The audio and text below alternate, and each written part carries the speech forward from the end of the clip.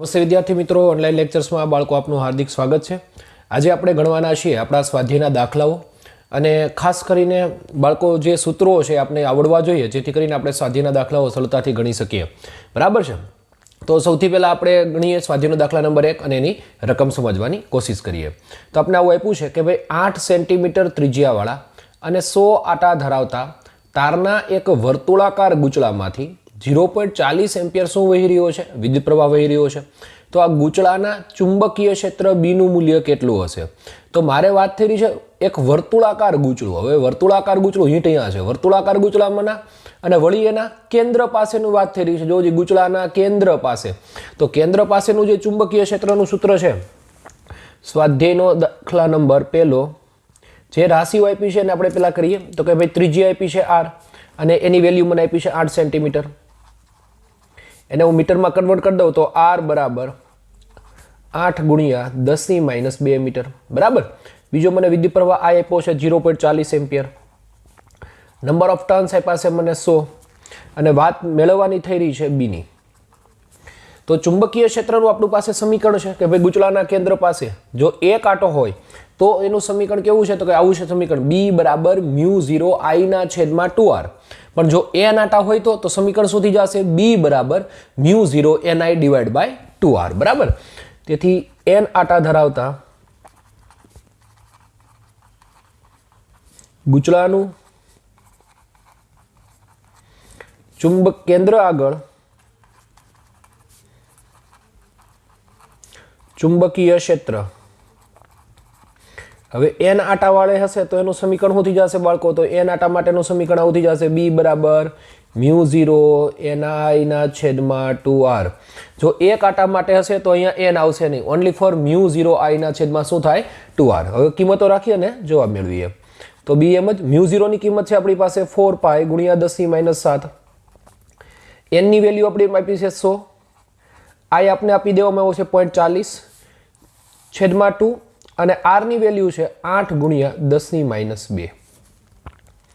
b બધાનું multiplication કરી દઈએ અને ભાગી દઈએ તો પેલા જેટલા જાય છે એટલાને ઉડાડી દઈએ તો 2 દૂને 4, 2 ચોક 8, 25 ચોક 100, બરાબર છે। તો હવે મલ્ટીપ્લિકેશન કરી દઈએ તો કે ભાઈ 25 ગુણ્યા 0.40 ગુણ્યા 0.40 જવાબ આવ્યો 10, બરાબર છે। જવાબ આપણો કેટલો મળ્યો છે આપણે? 10। છેદમાં કઈ છે નહીં ભાઈ, મલ્ટીપ્લિકેશન 25 ગુણ્યા 0.40 એટલે જવાબ આવે છે 10। 10 ગુણ્યા 10⁻7 ઉપર છે આપણી, એની સાથે પાઈ અને છેદની 10⁻2 જાય તો એ કેવી થઈ જશે? +2।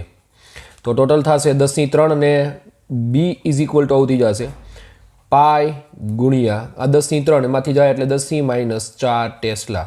આ થઈ ગયો બાળકો આપણો જવાબ, બરાબર। પાઈ ગુણ્યા 10⁻4 ટેસ્લા। પાઈની વેલ્યુ રાખીને 3.14 ઉપરથી તમે પણ જવાબ આપી શકો। જો તમે આ રીતે જવાબ મેળવો છે તો એ પણ કરેક્ટ છે અને પાઈની વેલ્યુ રાખીને તમે જવાબ મેળવો તો પણ શું છે બાળકો? કરેક્ટ। તો આ થયો આપણો સ્વાધ્યાયનો દાખલા નંબર પહેલો।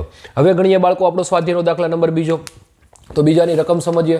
જોવો જી, રકમ આવી કે છે કે ભાઈ એક લાંબા સીધા તારમાંથી કેટલા એમ્પિયર? 35 એમ્પિયર વિદ્યુત પ્રવાહ વહે છે। તારથી 20 સેન્ટીમીટર અંતરે રહેલા કોઈ બિંદુ પાસેનું ચુંબકીય ક્ષેત્ર બીનું મૂલ્ય કેટલું હશે? તો બાળકો આના માટે તમે બે સૂત્ર વિચારી શકો। સ્વાધ્યાયનો દાખલા નંબર બીજો, બરાબર। આપણે એક તાર આપ્યો છે, નામ આપીએ આપણે AB તાર। આ AB તારમાંથી કેટલા એમ્પિયર પ્રવાહ વહી રહ્યો છે? તો કે ભાઈ 35 એમ્પિયર વિદ્યુત પ્રવાહ વહી રહ્યો છે, એટલે I ની જે વેલ્યુ છે એ 35 એમ્પિયર છે। બીજું તો કે ભાઈ એમ કહી રહ્યા છે કે તારથી 20 સેન્ટીમીટર અંતર, એટલે કે ભાઈ તારથી લગભગ r 20 centimetre, r is equal two 20 centimetre અંતરે કોઈ P બિંદુ પાસે શું મેળવવું છે? ચુંબકીય ક્ષેત્ર। હવે બાળકો કન્સેપ્ટ એ છે કે ભાઈ બે સૂત્રો ક્યાં? એક સૂત્ર આપણી પાસે એવું છે કે ભાઈ તારથી d અંતરે રહેલા કોઈ બિંદુએ ચુંબકીય ક્ષેત્ર જોતું હોય તો સમીકરણ વપરાય b બરાબર μ0I/2πd, બરાબર। હા, પણ જો એક હજી એક સમીકરણ છે અને એ સમીકરણ છે બાયો સાવરના નિયમ વાળું, પણ બાયો સાવરનો નિયમ ક્યારે વાપરવાનો? આઈડીએલ જેટલા ખંડ વડે ઉદ્ભવતું ચુંબકીય ક્ષેત્રની વાત થતી હોય તો કોનો નિયમ વાપરવો પડે? બાયો સાવરનો નિયમ. યાદ રાખો કાલનો એક આપણો દાખલો ઉદાહરણ નંબર 5 જેમાં આપણે એ જ વાત કરી હતી, બરાબર છે. તો ખાસ અહીંયા કયું સૂત્ર વાપરવાનું છે? તો કે સૂત્ર વાપરવાનું જ્યારે અંતર મેળવવાની વાત થાય સમગ્ર તારને કારણે તો સૂત્ર વપરાશે μ0I ના છેદમાં 2πd. થિયરિકલ લેક્ચરમાં આપણે સૂત્રની હું આપી છે બાળકો સાબિતી. તો લખીએ અહીંયા.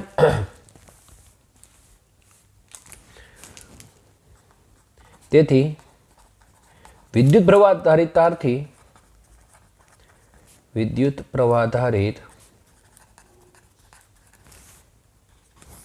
તારથી r અંતરે આવેલા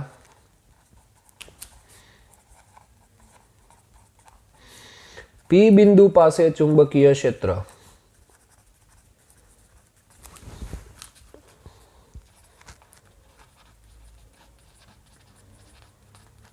કેટલું થશે? સૂત્ર શું થશે બાળકોનું? તો કે B બરાબર μ0I ના છેદમાં 2πr. બરાબર છે. આપણે ઉદાહરણ નંબર 8માં એક આવું સમીકરણ પણ તારવા છે. કોના નિયમ પ્રમાણે? તો કે ભાઈ એમ્પિયરના નિયમનો ઉપયોગ કરીને ઇન્ટિગ્રેશન B.dl ઉપરથી. તો આ એ જ સમીકરણ છે. એ તારથી r જેટલા અંતરે શું થઈ રહ્યું છે એ પણ કીધું. તો આપણે જુઓ કે તારથી r જેટલા અંતરે મીન્સ કે સપાટીથી જેમ જેમ દૂર જઈએ મેગ્નેટિક ફિલ્ડ ઘટે એટલે B is only in the proportional to 1/r. બરાબર. તો ચાલો કિંમતો રાખીએ અને જવાબ મેળવીએ. 4π ગુણ્યા 10⁻7 આઈની વેલ્યુ આપણે આપી દેવામાં આવી છે 35 એમ્પિયર છેદમાં 2π આરની વેલ્યુ મને આપી છે 20 સેન્ટીમીટર પણ મારે મીટરમાં લઈ જવું પડશે એટલે 20 ગુણ્યા 10⁻2 થશે. પાઈ કેન્સલ, 2 આવશે ઉપર. બરાબર છે. 35 દૂને 70, 70 ને હું 2 વડે ભાગી દઉં એટલે 35 જ થાય. પણ આમને આમ કરી દઉં 2 ને 10, ચાલો હજી ઉડશે. હવે આ થઈ જશે 3.5, ઘાત આવશે 10⁻5. રેડી? તો આ થઈ ગયો આપણો જવાબ. લ્યો સ્વાધ્યાયનો દાખલા નંબર 2. ત્યારબાદ ગણીએ આપણે સ્વાધ્યાયનો દાખલા નંબર 3. તો સ્વાધ્યાયના દાખલા નંબરમાં 3ની રકમ વાંચીએ. સમક્ષિતિજ સમતલમાં રહેલો, સમક્ષિતિજ સમતલ એટલે આ પુસ્તક છે એ સમક્ષિતિજ સમતલ થયું, માં રહેલા એક લાંબા સીધા તારમાંથી કેટલો એમ્પિયર પ્રવાહ વહી રહ્યો છે? 50 એમ્પિયર જેટલો વિદ્યુત પ્રવાહ રહ્યો છે અને ક્યાંથી? ઉત્તરથી દક્ષિણ દિશા તરફ વહે છે. તારની પૂર્વમાં 2.5 મીટર અંતરે આવેલા કોઈ બિંદુ પાસે બીનું મૂલ્ય અને એની શું મેળવવાની છે? દિશા મેળવવાની વાત થઈ રહી છે. તો સ્વાધ્યાયનો દાખલા નંબર 3 સમજીએ. શું કહેવા માંગે છે કે તાર કઈ દિશામાં છે? તો કે ભાઈ ઉત્તર અને દક્ષિણ દિશામાં છે અને વિદ્યુત જે પ્રવાહ વહી રહ્યો છે ઉત્તરથી દક્ષિણ દિશામાં જઈ રહ્યો છે.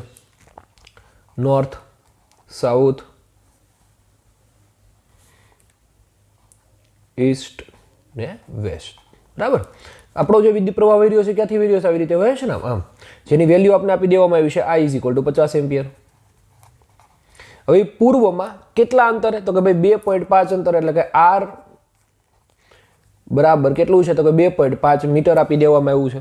એ અંતરે મારે શું જોઈએ છે? તો કે ચુંબકીય ક્ષેત્ર. ફરીવાર આનો આ જ દાખલાનું એનું જ સૂત્ર કે ભાઈ r જેટલા અંતરે તારને કારણે ઉદ્ભવતું હું મેળવું છું? ચુંબકીય ક્ષેત્ર. તેથી આવું લખીએ. તેથી વિદ્યુત પ્રવાધારિત તારને કારણે, બરાબર છે, વિદ્યુત પ્રવાધારિત તારને કારણે ઉદ્ભવતું ચુંબકીય ક્ષેત્ર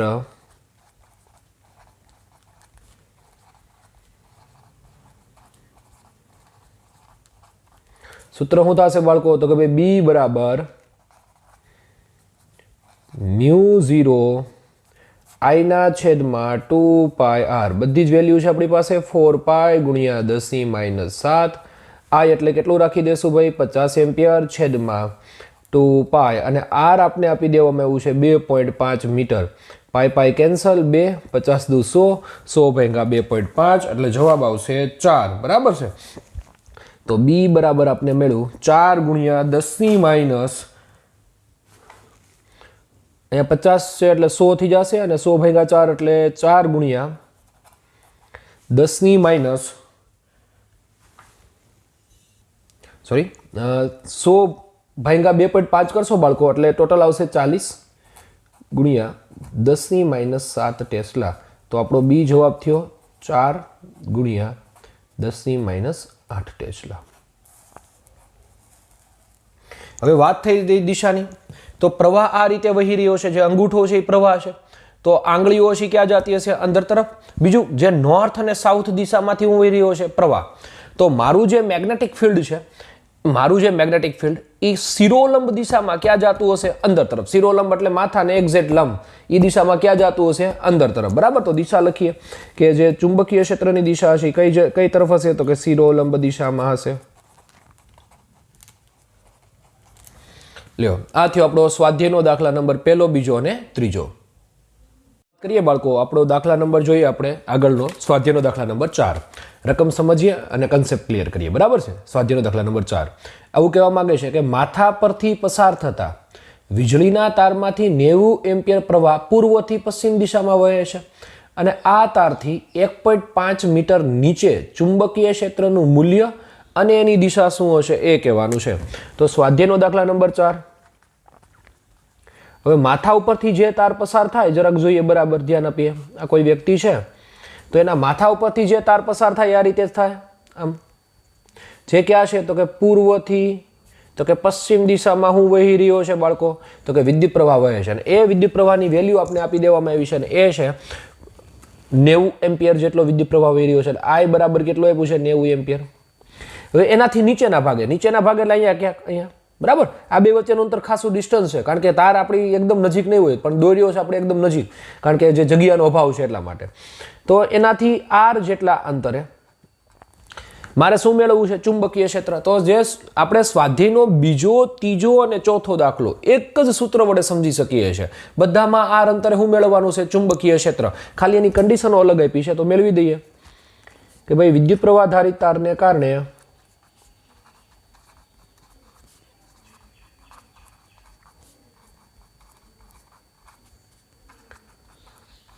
ઉત્પન્ન થતું ચુંબકીય ક્ષેત્ર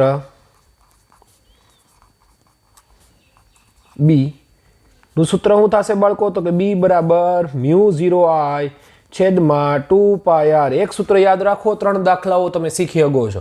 એની આગળના પણ સૂત્રોમાં, મીન્સ કે આપણા ઉદાહરણો છે એમાં પણ આ સૂત્રનો આપણે ઉપયોગ કરીએ છીએ. એટલે ખાસ μ0I/2πr. જો તમને કોઈ પણ ચેપ્ટરના સૂત્રો ક્લિયર હશે તો સરળતાથી દાખલાઓ સમજી શકશો બાળકો. તેથી બી μ0 ની વેલ્યુ થશે 4π ગુણ્યા 10⁻7. આઈ આપને આપી દેવામાં આવ્યું છે 90/2π. કેટલા અંતરે? તો કહેવામાં આવ્યું છે આપને તો કે 1.5 મીટરની વાત થઈ રહી છે, તો 1.5. ફરીથી પાઈ કેન્સલ. 45 દુ 90. 45 ગુણ્યા 4 180 ભાગ્યા 1.5. તો જવાબ આપણો આવ્યો 180 ભાગ્યા 1.5. તો જવાબ આપણો આવે છે 120. બરાબર. બી બરાબર 120 ગુણ્યા 10⁻7. તો મેં કન્વર્ટ કરી દો તો જવાબ આપણે આવો આવશે. આપણે 2 પોઈન્ટમાં કાપવું છે એટલે થશે બી બરાબર 1.2 ગુણ્યા 10⁻5 ટેસ્લા. આ થઈ ગયો આપણો સ્વાધ્યાયના દાખલા નંબર 4 નો જવાબ. આગળ ભણીએ સ્વાધ્યાયનો દાખલા નંબર 5. બરાબર છે. જોઈએ શું કહેવા માંગે છે, એની રકમ વાંચીએ. 0.15 ટેસ્લાના એકમ લંબાઈ દીઠ, જોજો બરાબર, 0.15 ટેસ્લાના હીટ અહીંયા છે એકમ લંબાઈ દીઠ, એટલે લંબાઈનું મૂલ્ય કેટલું લેવાનું છે? 1.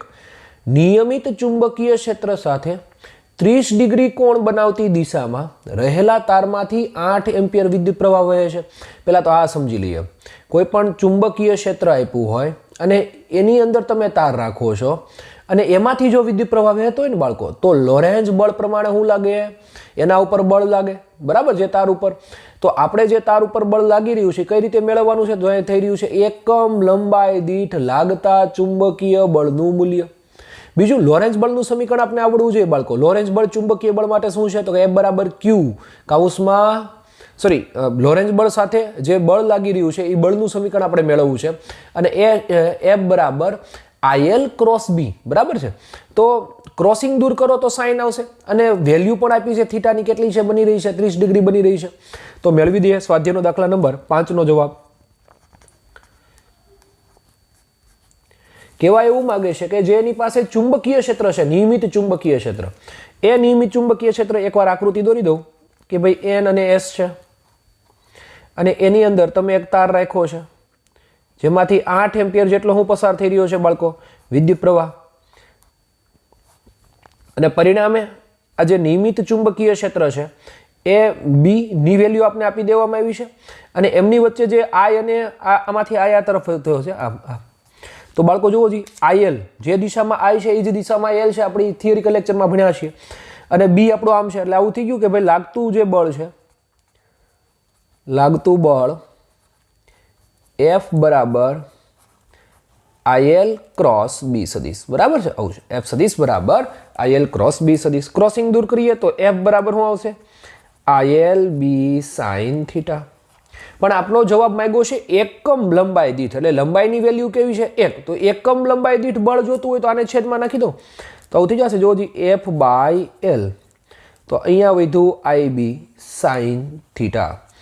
એકમ લંબાઈ દીઠ લાગતું બળ, તો આ એ જ કન્સેપ્ટ અને એ જ સમીકરણ. હવે I ની વેલ્યુ છે, B ની વેલ્યુ છે અને sin ની વેલ્યુ છે, રાખીએ કિંમત અને મેળવી દઈએ જવાબ. તેથી FL બરાબર, FL ની વેલ્યુ થશે F બાય L, જે વેલ્યુ છે I ની વેલ્યુ આપણે આપી દેવામાં આવી છે એ છે 8 એમ્પિયર, B ની વેલ્યુ છે 15 અને sin 30 ની વેલ્યુ થશે 1/2. તો 4 F બાય L જવાબ આવશે આપણો 0.6 ન્યૂટન. એકમ લંબાઈ દીઠ ઉત્પન્ન થતું બળ કેટલું હશે? 0.6 ન્યૂટન પ્રતિ મીટર થશે ને, એવું, કારણ કે છેદમાં શું છે? લંબાઈ છે, બરાબર છે, એટલા માટે એકમ લંબાઈ દીઠ ઉત્પન્ન થતું બળ 0.6 ન્યૂટન પ્રતિ મીટર. આ થયો આપણો સ્વાધ્યાયનો દાખલા નંબર 5. ખાલી એક સૂત્રનો કન્સેપ્ટ આપણે ક્લિયર હોવો જોઈએ કે શું કહેવા માંગે છે. નેક્સ્ટ સ્વાધ્યાયનો દાખલા નંબર 6. એવું છે, જોઈએ. 3 સેન્ટીમીટર લંબાઈના તારમાંથી 10 એમ્પિયર વિદ્યુત પ્રવાહ પસાર થાય છે. એટલે આપણે L ની વેલ્યુ પણ આપવામાં આવી છે અને I ની વેલ્યુ પણ છે. ઓકે, જેને એક સોલેનોઇડમાં તેની અક્ષને લંબ રૂપે મૂકેલો છે. એટલે કોની અક્ષને? તો કે સોલેનોઇડની અક્ષને કઈ રીતે મૂક્યો છે? લંબ રૂપે. સોલેનોઇડની અંદર ચુંબકીય ક્ષેત્ર 0.27 ટેસ્લા છે.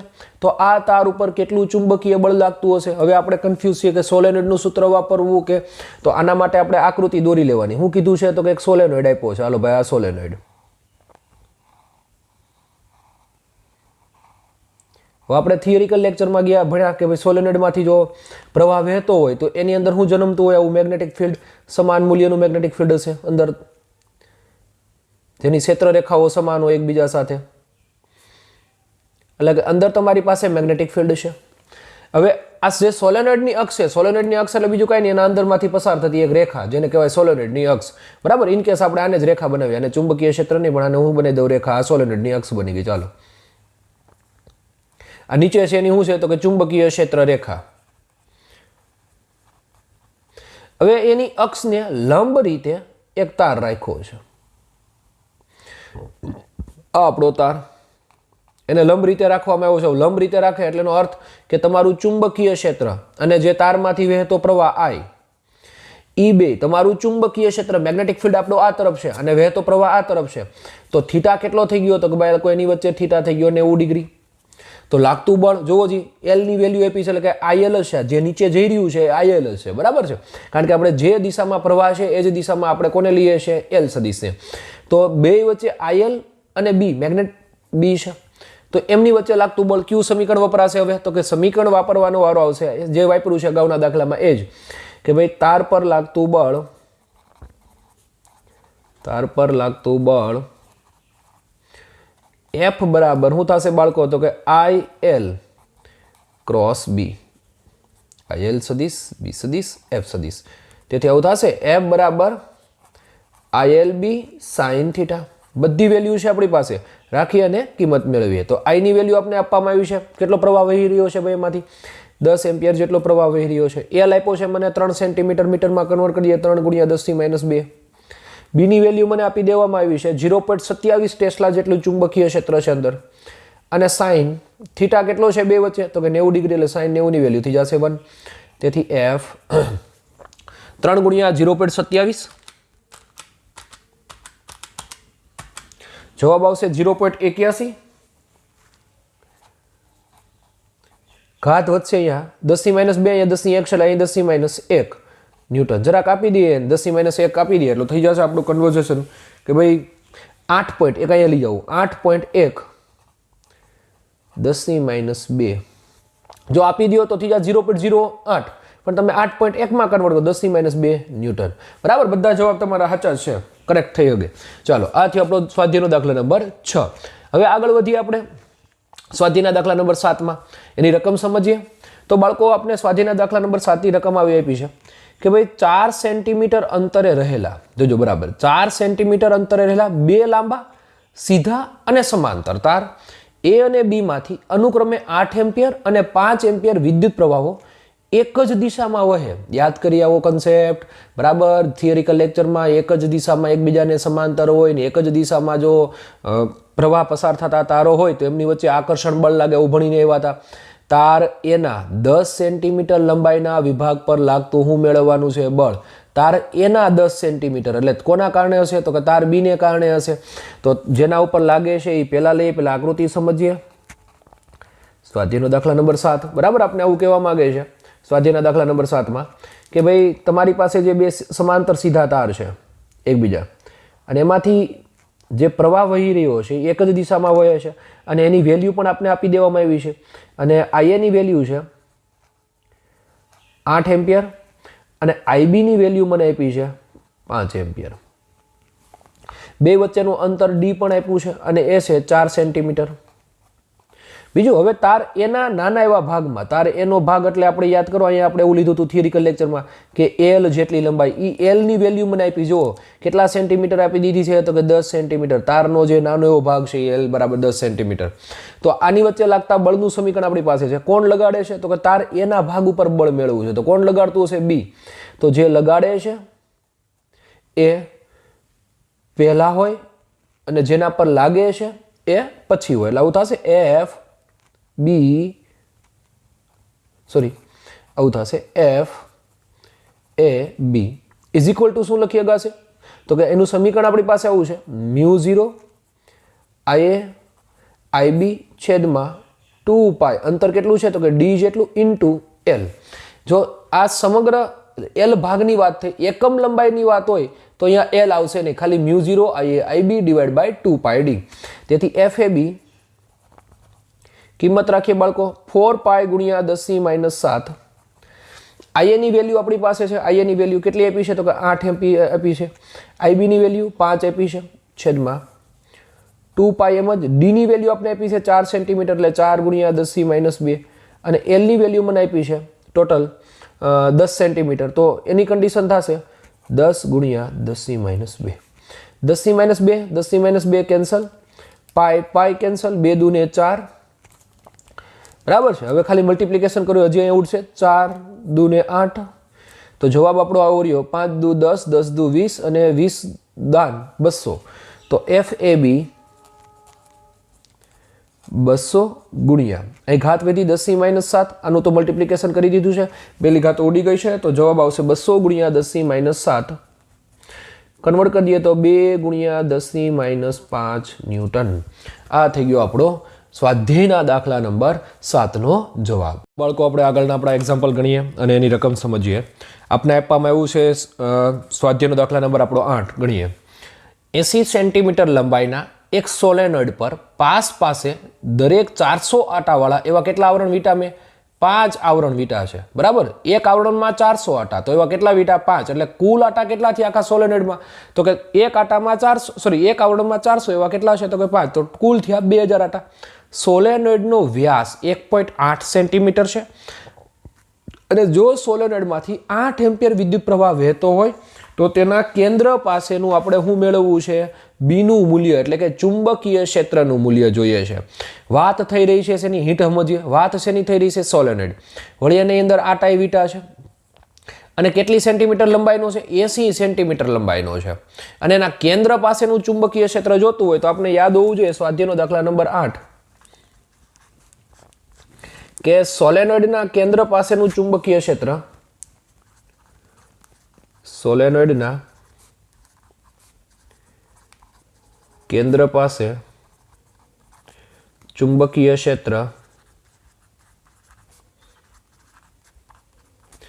બી બરાબર સમીકરણ શું છે બાળકો આપણી પાસે μ0 સ્મોલ ni.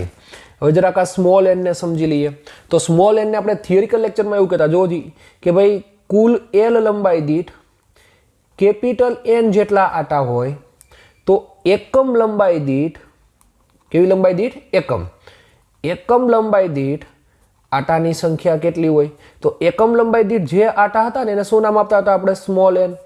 અને જે સ્મોલ એન છે એટલે આવું થશે એકમ લંબાઈ એટલે એની વેલ્યુ 1 આ એન નો એન છેદમાં આવશે એલ. તો એન છે ત્યાં શું રાખ્યું ગયું તો કે ભાઈ કેપિટલ એન ના છેદમાં એલ.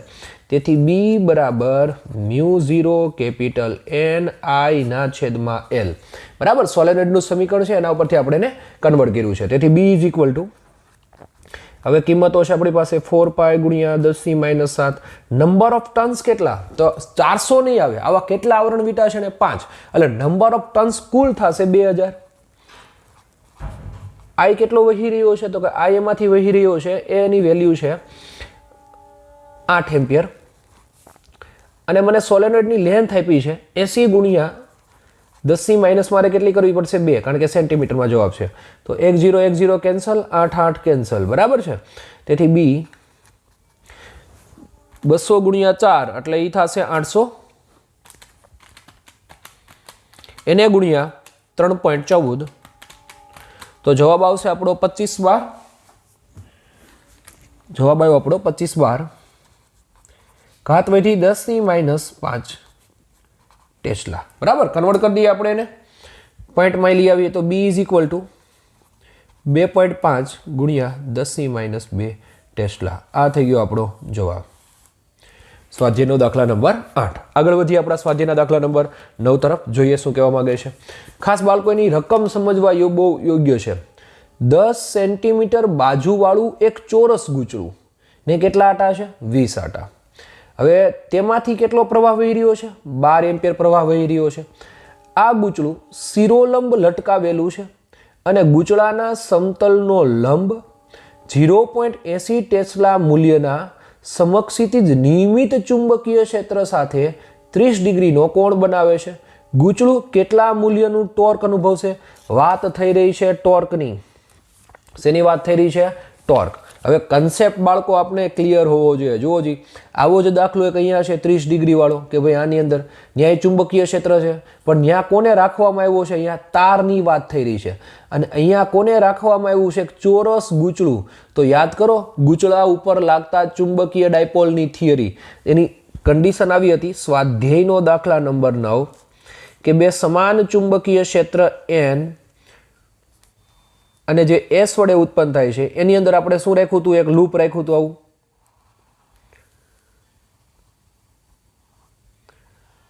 બરાબર. અને એ લૂપમાંથી આપણે આઈ જેટલો હું પસાર કરતા હતા વિદ્યુત પ્રવાહ જેને કારણે એના ઉપર ટોર્ક લાગતું હતું અને એ ટોર્કનું સમીકરણ આપણી પાસે હતું અને એ ટોર્કના સમીકરણ જો આપણે આવડે તો આપણી કન્ડિશન થઈ જાય. બીજું કે ત્યાં આપણે એવું કહેતા હતા કે એક વખત આપણે બી અને એ વચ્ચેનો ખૂણો કેટલો લીધો હતો થીટા 90 ડિગ્રી લીધો હતો અને એક વખત બી અને એ વચ્ચેનો ખૂણાની વાત થઈ હતી તેમાં થીટા જેટલો લીધો. આ થિયરિકલ લેક્ચર હું સમજાવી રહ્યો છું ત્યારે બરાબર છે. થીટા જેટલો લીધો હતો. પણ અત્યારે જે આપણે કહેવામાં આવ્યું છે કે ભાઈ જે ક્ષેત્રફળ સદિશ છે ગૂંચળાનો ક્ષેત્રફળ સદિશ આ ગૂંચળાનો ક્ષેત્રફળ સદિશ અહીંયા જે અંદર જઈ રહ્યો છે એ અને જે તમારું મેગ્નેટિઝમ છે મીન્સ કે તમારું બી છે એમની વચ્ચેનો એંગલ આપણે આપી દીધો છે. કેટલા ડિગ્રી લેવાનો છે 30 ડિગ્રી. મારી પાસે ચુંબકીય ક્ષેત્રનું મૂલ્ય છે તો હું લાગતા ટોર્કનું સમીકરણ મારી પાસે આવું છે કે ભાઈ ગૂંચળા પર લાગતું ટોર્ક.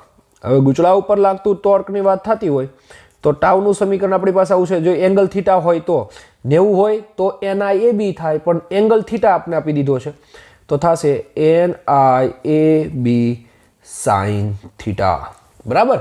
સમીકરણમાં ખાલી કિંમતો રાખી અને શું મેળવી દઈએ જવાબ એટલે આપણો દાખલાનું કામ પૂરું. તેથી ટાવ ચાલો n એટલે કેટલા આપ્યા છે આપણે આટાઓની સંખ્યા કેટલી આપી દેવામાં આવી છે તો કે 20 આટા છે.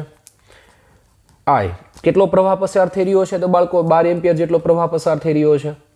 બીજું આપણે આપ્યું છે એ. હવે ક્ષેત્રફળ મેળવવાની વાત રહી તો ગૂંચળું કેવું આપ્યું છે તમને ચોરસ આપ્યું છે અને એની કોઈ જો એની બાજુઓના માપ આપ્યા છે નહીં કે ચોરસનું ક્ષેત્રફળ.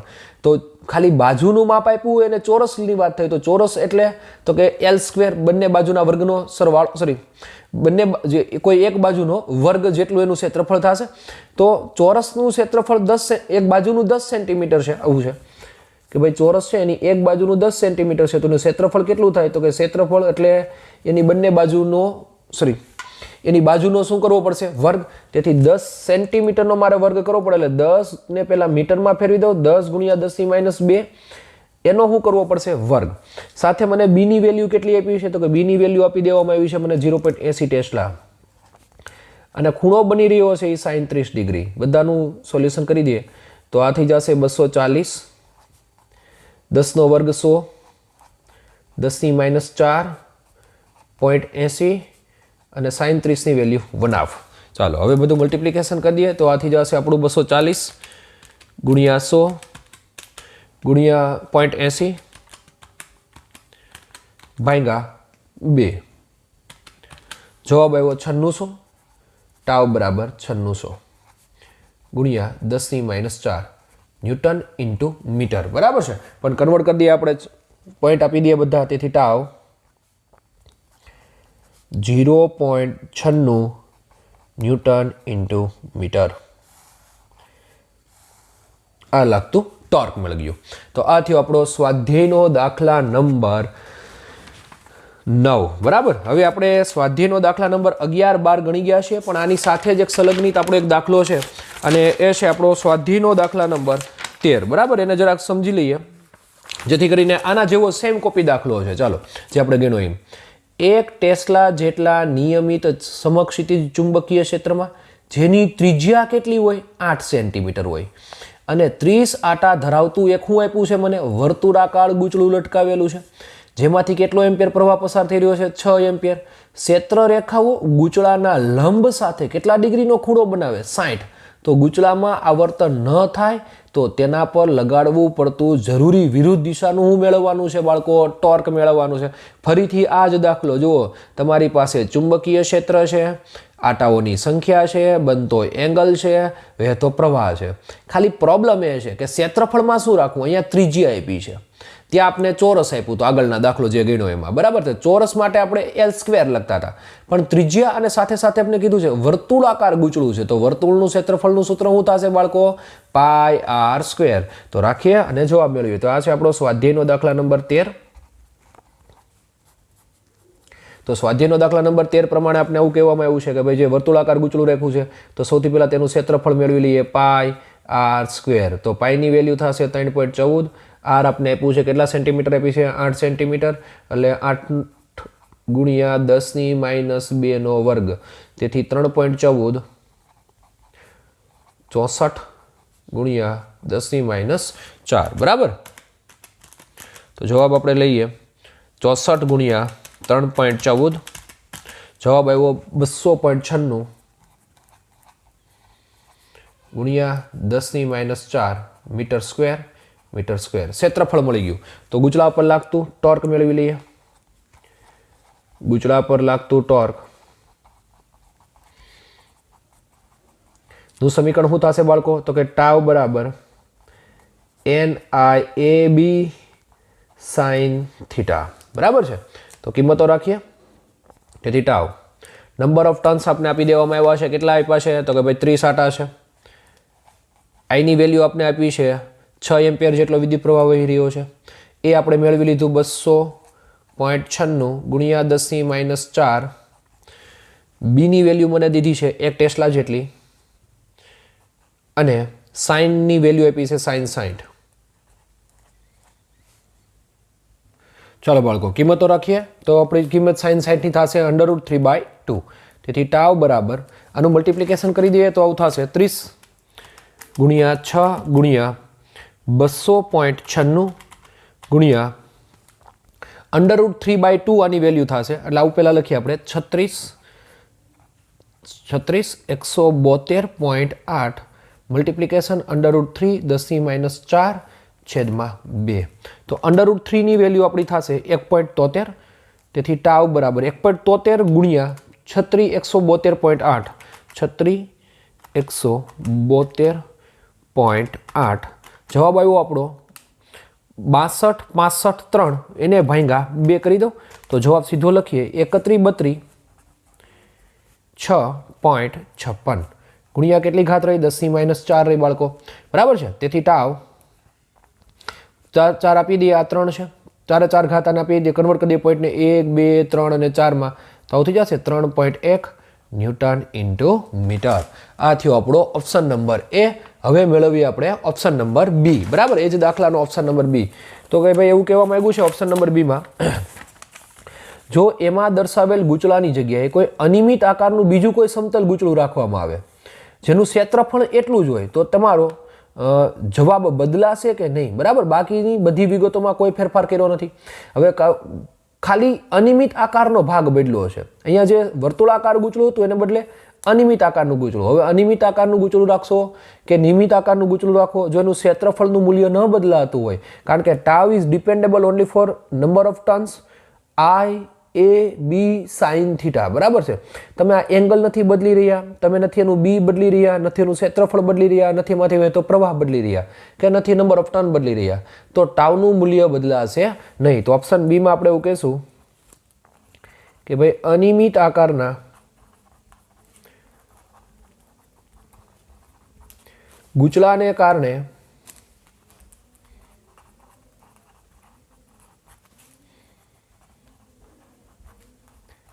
તેનું મૂલ્ય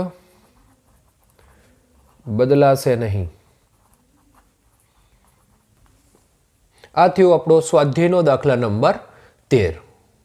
આપણે ગણીએ આપણો સ્વાધ્યાયનો દાખલા નંબર 10, જેના વેલ્યુ આપણે આવ્યું છે 2 ચલિત ગૂંચળાવાળા મીટરો M1 અને M2 ની વિગતો આપી છે।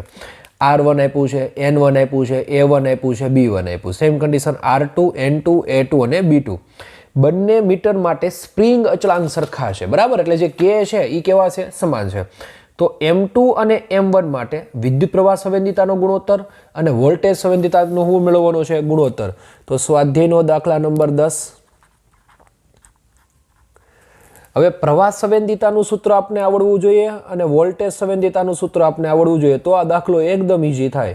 પ્રવાહ સંવેદિતા એટલે કે 5/I, તો એનું સૂત્ર શું છે, તો કે NAB/K બરાબર ને। આ સમીકરણ છે 5/I = NAB/K। હવે વોલ્ટેજ સંવેદિતા એટલે શું, તો કે વોલ્ટેજ સંવેદિતા એટલે વોલ્ટેજ સંવેદિતા, તો એનું સમીકરણ છે 5/V બરાબર NAB/K ઇન્ટુ ખાલી અહીંયા શું આવશે 1/R બરાબર। અહીંયા V આવશે તો અહીંયા શું આવવાનું છે 1/R। આ બે વચ્ચેનો જે કોમ્બિનેશન પ્રવાહ સંવેદિતા અને વોલ્ટેજ સંવેદિતાના બંને સૂત્રો। હવે આપણે બે ગૂંચળા આપ્યા છે તો આપણે ગુણોત્તર જોઈએ છે M2/M1 નો। તો M2 ની પ્રવાહ સંવેદિતા કેમ લખાય, જો આવી રીતે લખાશે N2 A2 B2 /K। આ કોની પ્રવાહ સંવેદિતા લખી બાળકો મેં, M2 ની। આવી જ રીતે કોની લખાશે, M1 ની, પણ M1 એના છેદમાં છે એટલે આમ લખી દઉં ક્રોસ છેદમાં, આ કે એના છેદમાં જ આવે ને, કારણ કે આવું થશે આના છેદમાં, તો છેદ અંશનો છેદ છેદમાં આવશે, એટલે બદલે આવી રીતે M1 ની વેલ્યુ શું છે, તો આવી થશે N1 A1 B1 ના છેદમાં K, પણ છેદનો છેદ અંશમાં ટ્રાન્સફર કરી દીધો તો કે કેન્સલ। બધી વેલ્યુ છે આપણી પાસે, રાખીએ M2/M1। N2 ની વેલ્યુ આપણે આપી છે number of turns N2 42, A2 મને આપ્યું છે 1.8 ગુણ્યા 10⁻³ B2 ની વેલ્યુ મને આપી છે 0.50 ચાલો છેદમાં, N1 મને આપવામાં આવ્યા છે 30, A1 મારું છે 3.6 ગુણ્યા 10⁻³ અને B1 ની વેલ્યુ મારી પાસે છે 0.25, તો 10⁻³ 10⁻³ કેન્સલ બરાબર। જે જવાબ છે ને આપણે મલ્ટિપ્લિકેશન કરીએ 42 ગુણ્યા 1.8 ગુણ્યા 0.50, તો જવાબ આવ્યો 37.8 M2/M1 37.8 છેદમાં 30 ગુણ્યા 3.6 ગુણ્યા 0.25, તો જવાબ આવ્યો 27। બેનો ભાગાકાર કરી દઈએ તો 37.8 ભાગ્યા 27, તો જવાબ આપણો આવ્યો 1.4। આ થઈ ગયો આપણો પ્રવાહ સંવેદિતાનો ગુણોત્તર। આ જ રીતે આપણે શું મેળવીએ, આ શેનો મેળવો બાળકો, તો કે પ્રવાહ સંવેદિતા પરથી અને હવે શું મેળવશું તો કે વોલ્ટેજ સંવેદિતાનો ગુણોત્તર.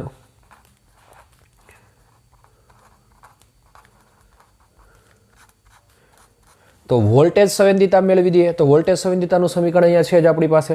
તો M2/M1 ખાલી ડિફરન્સ આટલો છે કે અહીંયા શું આવશે તો કે N2A2B2/K ઇન્ટુ અહીંયા R2 આવશે મલ્ટિપ્લિકેશનની અંદર. છેદનો છેદ અંશમાં, અંશનો છેદ છેદમાં આવે એટલે અહીંયા અહીં લખી શકાય. બરાબર છે. તો M1ની વેલ્યુ શું થશે બાળકો? N1 A1 B1 K R1 કારણ કે છેદનો છેદ અંશમાં કે કેન્સલ બધી વેલ્યુ રાખીએ અને જવાબ મેળવીએ તો M2/M1. N2ની વેલ્યુ આપણી પાસે છે 42 1.8 ગુણ્યા 10⁻³ ગુણ્યા 0.50. ફક્ત R1ની વેલ્યુ રાખવાની છે અને R1ની વેલ્યુ આપણી છે ટોટલ આપણે આપવામાં આવી છે 10 છેદમાં N1ની વેલ્યુ છે 30 ગુણ્યા 3.6 ગુણ્યા 10⁻³ ગુણ્યા 0.25 અને R2ની વેલ્યુ આપને દેવામાં આવી છે 14. બરાબર છે. તો જોજો આ તો હમણાં જ મલ્ટિપ્લિકેશન કર્યું હતું ને ઉપર જ છે અહીંયા રહ્યું આ બધાનો ભાગ. ખાલી એની સાથે મારે 10નું મલ્ટિપ્લિકેશન કરવાનું છે. તેથી M2/M1 એટલે 10નું મલ્ટિપ્લિકેશન કરીશ એટલે એ થઈ જશે 378. 27 ગુણ્યા 14 કરવું પડશે તો 27 ગુણ્યા 14 તો એ બનશે 378. તો કેન્સલ જવાબ આવ્યો 1. આ થયો આપણો સ્વાધ્યાયનો દાખલા નંબર 10. બરાબર છે.